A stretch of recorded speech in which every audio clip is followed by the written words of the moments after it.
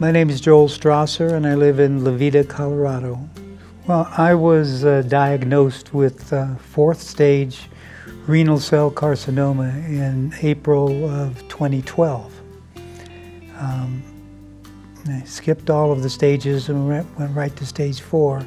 The surprising thing about that is a week before I had been hiking at 9,000 feet without any problem.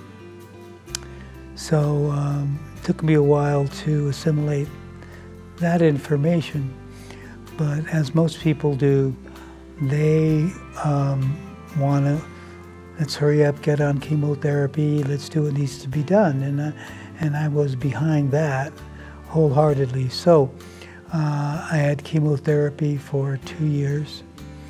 It stopped working after 2 years, so I had another one.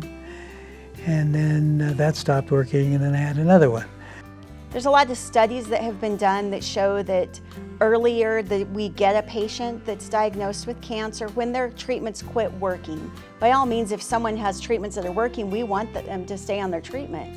But when you hit that time where the chemo doesn't work anymore or the treatments aren't working and you're having more side effects than you are having good from your treatment, when we get those patients at that time, they live longer than patients that don't come onto hospice early. And so we're able to add months to life, and we want to add life to those months. It's not just how long, the length of time a person's alive, but what the quality of life is going to be. Well, every day it's getting closer, it's a rolling faster than a roller coaster. Love like yours will truly come my way. Hey, hey, hey. Well, every day seems a little longer in every way. Love's a little stronger, come what may. Do you ever long for true love from me? I had the same feelings about hospice that I think most other people have, and that is, a week before dying, that's when you need to contact hospice, and they'll do what they can to keep you comfortable in 5 days. But I've learned that that couldn't be further from the truth. I've already survived, since 2012, and my decision to stop the conventional treatment was the best decision I've made. I love what hospice provides to our patients. I love that we take care of people not only from a physical standpoint, and we can really do a great job at managing symptoms, but taking care of them emotionally and spiritually as well, and letting them still live life. So many people will say, why do you work in hospice? There's so much death. And I always tell people, hospice is about living, it's not about dying. There's always somebody checking on me, making sure that things are going in the right direction.